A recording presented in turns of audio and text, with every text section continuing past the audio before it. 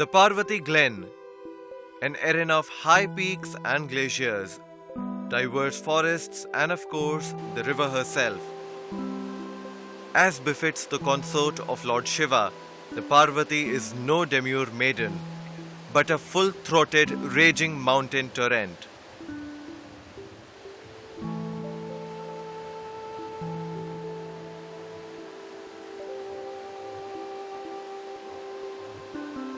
Here at Buntar, the Parvati merges with the Beas, or should it be the other way round, the ripply blue greens of the Beas getting swallowed by the turbulent brown of the Parvati.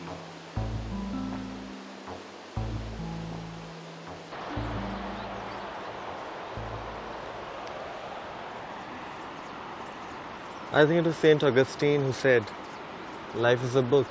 Those who don't travel read only a page. Very well said, I must say. So what's the name of the new chapter? How about Parvati, backyard of the gods? Nice. Just a short way into the Parvati Valley, we come to the Malana Nala. At the head of the valley is the ancient village state of Malana.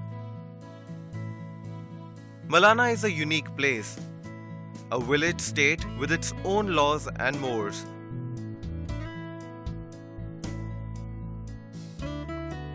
The people of Malana consider themselves a cut above everybody else.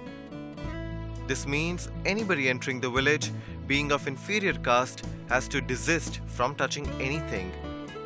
To do so invites a fine levied by the village panchayat. How can you avoid touching anything? That's why you have to stay outside the village and only go in for a look around.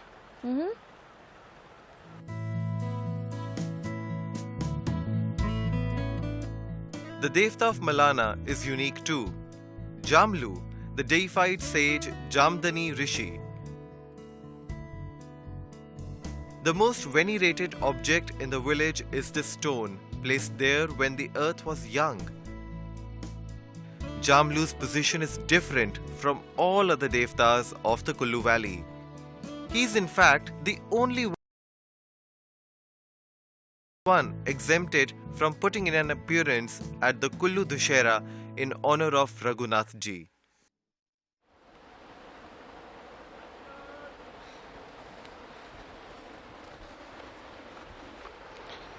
You know, according to Hutchison, Emperor Akbar had to bow before Jamlu Devta.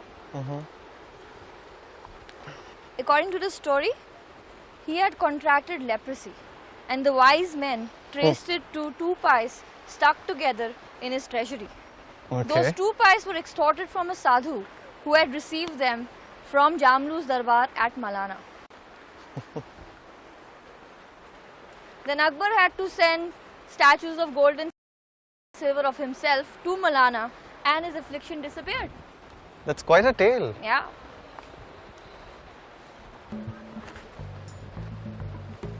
You'll manage?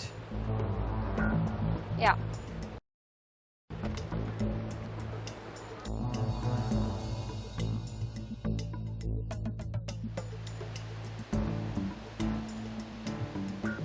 I really liked that term, backyard of the gods. We felt like kids doing a little trespassing in this larger-than-life Himalayan landscape. It's different from, say, walking along the Beas. For one, here you can't talk at all. The narrow valley is so full of the river's roar. Also, there's hardly any traffic, so you can't get a ride when you're tired walking. It's been a long walk. Yeah. Hope we reach Kusal before dark. I hope we find something. Exactly. If we keep walking, we're not going to find anything. Yeah.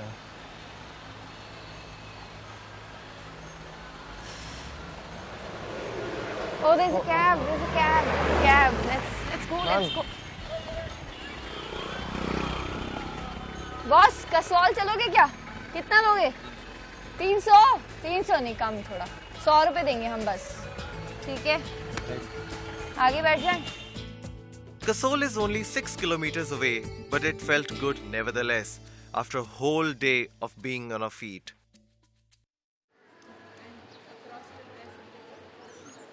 Next morning, in the light of the day, we get our first look at Kasol. On my last visit some years ago, Kasol was a sleepy little mountain village popular with the hippies. It has now mutated to a little Israel. Even the signboards here are in Hebrew.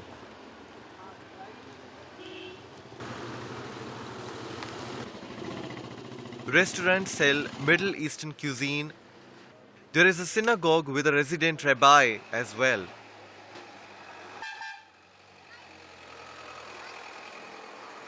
It's a little disorienting. Did we take a wrong turn and end up in Goa instead? But it's fun as well. The atmosphere is young and there are lots of happening places.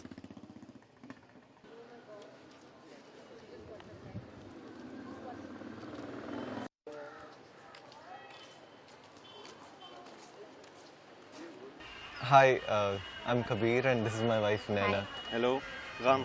Oh, That's a very Indian name actually. Yes, I've been told. It's a an good Indian, name. Indian It's a god's god name. name. Ram, Sita. Sita, Yeah. Lakshman, yes. Yes. So what got you to India?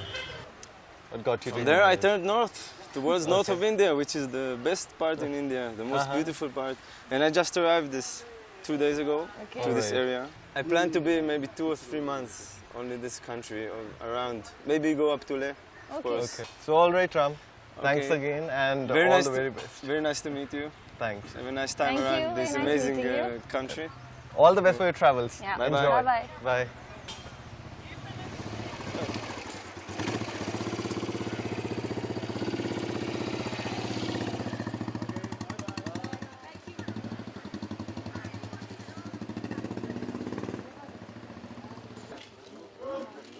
Finding a cheap place to stay is no problem. The Israelis have set new benchmarks in beating down rates. Kusol is full of good deals. The locals have all opened lodges and hotels. The next day, we take a bus to Fulga. We'll stop at Manikaran on the way back. Right now, we want to get as far up the valley as we can.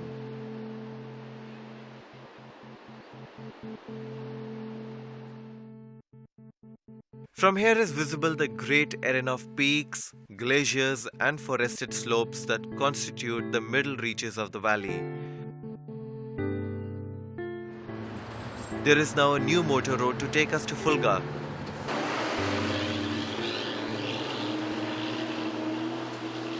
The road itself is courtesy of the Parvati Hydel project that will be responsible for a metamorphosis not seen in a few million years. What is now rock and forest will soon be a huge alpine lake.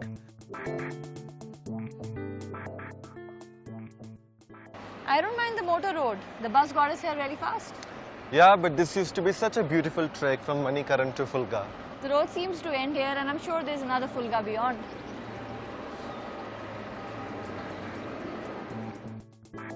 Fulga is a delightful village, located at the foot of a mammoth forest at an altitude of almost 7,000 feet. Perhaps the largest village in the Parvati Valley. Handsome houses and a handsome people amidst a fairy tale setting. Beyond, the Dibi Bokri stream joins with the Parvati.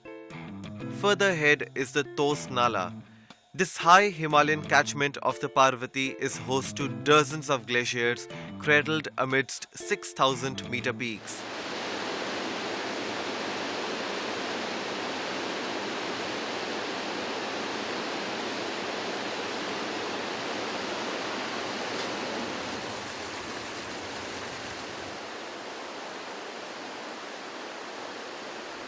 This river looks larger than the Beas. It is. Why does Parvati lose her identity? Well, Beas runs from north-south, this runs east-west, so something like that. Sounds like a chauvinistic thing. Parvati is a true Himalayan river. It rises from the Pin Parvati Pass in the Great Himalayan Range itself. Enjoy till you can. It's not going to last. What do you mean? There's a huge hydel project coming up which is going to tame the wild torrent of the river. Well, if it has to happen, it'll happen. But that's a terrible cost to pay for development. Why? Don't you want your ACs running in summer?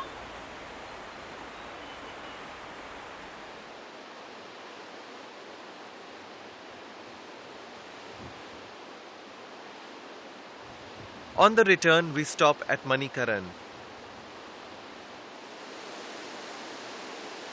Here the river executes a steep downward rush and the force of the waters is a little scary as one crosses the bridge to the Gurdwara.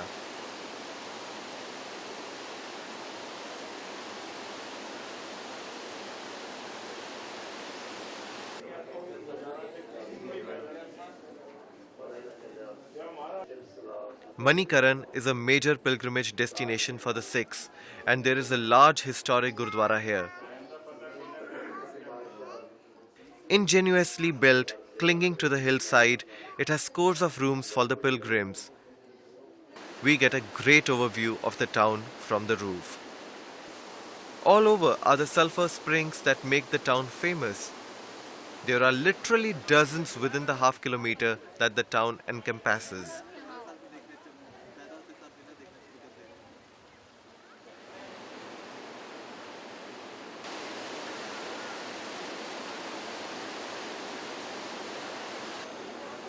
There are many temples too, all with their own hot springs.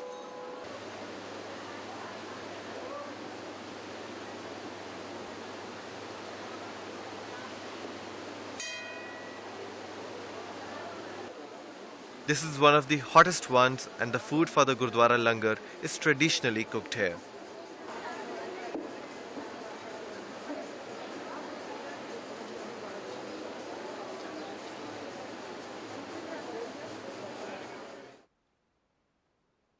All over town are the dharamshalas, the pilgrim rests where the laity as well as sadhus have a free place to stay.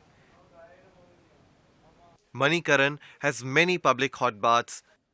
The therapeutic powers of these waters are legendary and believed to cure many afflictions. Of course, not everybody is soaking here for a cure.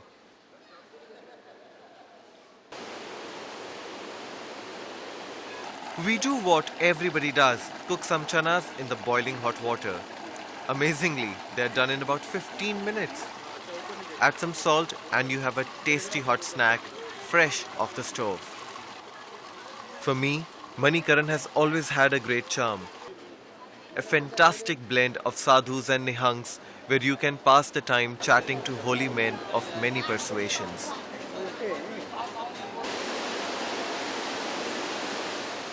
The Parvati here at Manikaran is a fearsome raging torrent and the bend concentrates its force right against the town.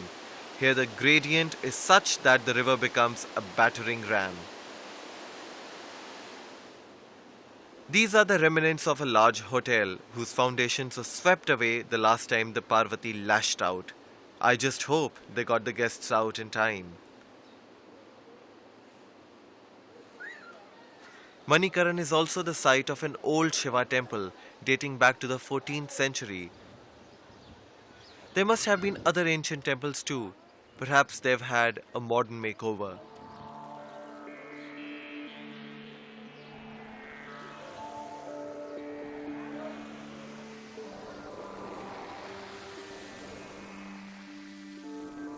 The western Himalayas can have a very mercurial weather, and without warning it starts to pour. The rain quickly intensifies to cloudburst proportions. The river seems to be swelling before our very eyes.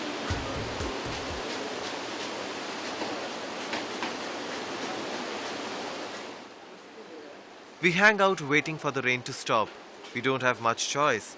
We definitely don't want to do the drive back to Kasol while it's pouring. Luckily, it looks like clearing up as quickly as it started.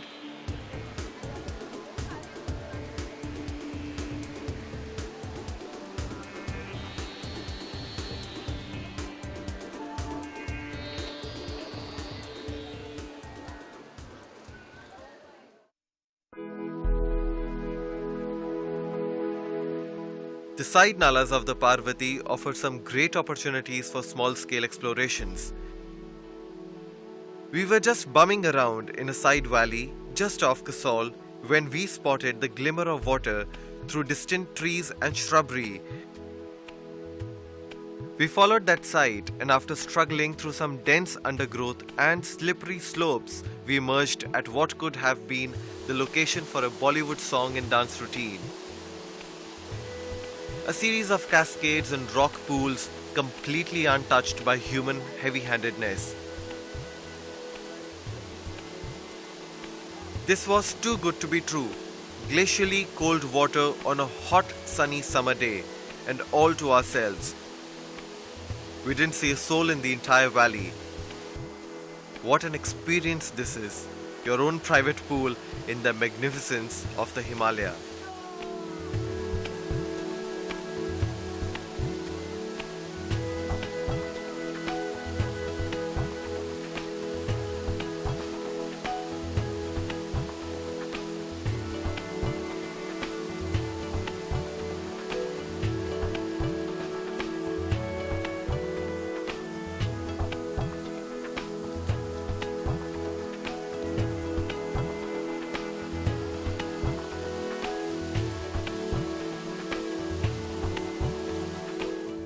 Our final night in Kasol, we decide to treat ourselves at one of the many hangouts in Kasol.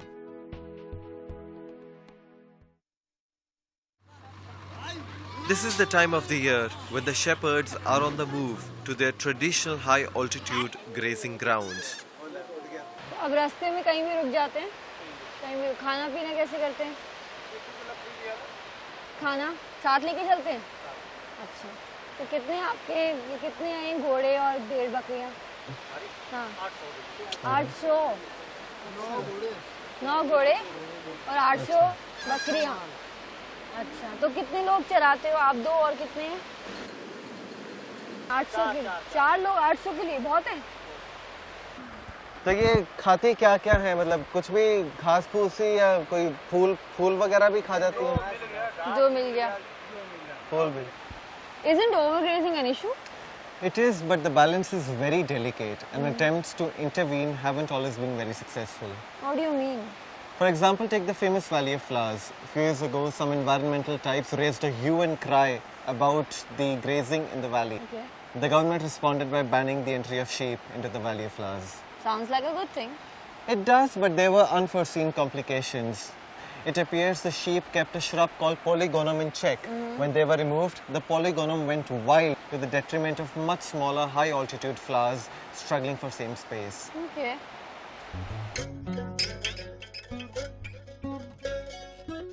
But you have to be careful moving through the undergrowth. The Kasol area has a lot of snakes. We saw quite a few ourselves. This one was under a rock, right in a path, but moved out as I stamped my feet. Naina was petrified. He was so huge, but he wasn't in the least interested in us. I would have thought this altitude was too cold for snakes this size, but seeing, as they say, is believing. The snake finally disappeared into a hole in the embankment.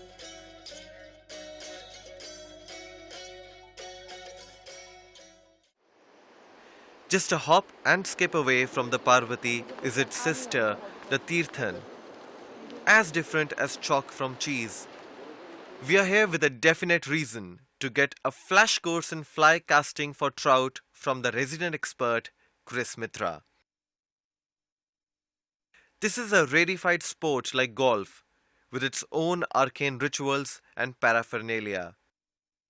Mayflies, caddis, stoneflies, brown midges, black midges, these are aquatic insects that the trout actually feed on. Oh. And these insects, they live all their lives inside the water. Right. At the done stage, he's floating around in the water like this, and his wings are drying, and he's flapping his wings. Okay. You see, trout will come and take him because he's vulnerable, he's full of energy, he's full of calories. So you cannot like go Right. down and hide. Yeah. So now what you have to do is, this is an imitation of the fly. You have to put it down. You see a trout feed, you have to put it into his plate and allow it to come. He will come up, inspect it. If he thinks it's a fly, he will take it because there's a lot of stuff coming down the river anyway. Okay. He doesn't take everything. Acha. So it has to pass inspection. Okay. Like you won't pick up a stone and bite into it. Yeah. You know, you can recognize a stone from an apple. Same way he can. There's grass, there's grooves, there's all sorts of rubbish coming on the road. Can that... Yeah.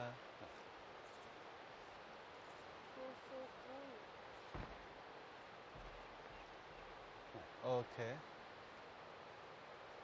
Not like this. Not this. Okay. Not this. Right.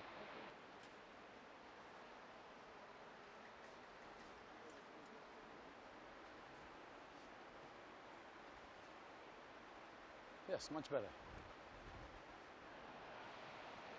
They won't bite. Careful, 10 to 1. You're doing 2 already. Chris has got us a fishing license and we are off to the river. But these are mayfly nymphs. These are all going to grow into mayflies. Oh, how interesting. Right. The flies that I have otherwise in this box, Yeah. these are the parents. So put it back? Right. Yeah, put it back. See, full of mayflies. Yeah. Big mayfly hatch going to happen pretty soon. Uh-huh.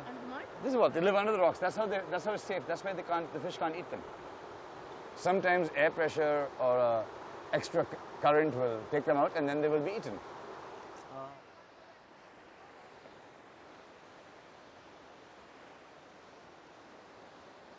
Chris is masterful with his casting, but the trout aren't buying today, it seems.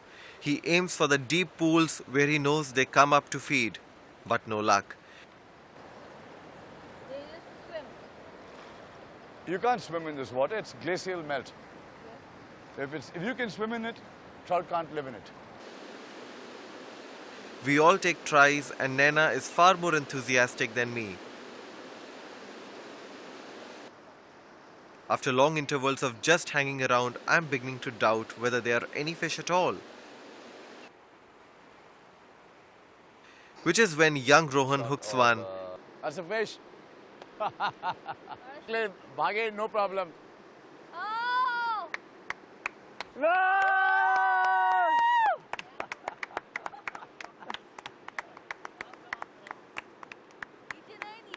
Rakho, rakho, rakho, rakho. Kitchen kare. There it was.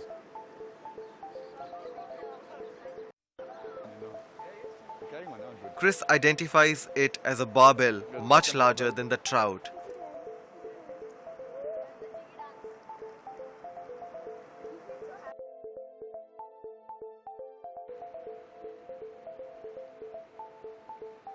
As evening sets in, it's time for us to take the bus to Ort and then on to Chandigarh.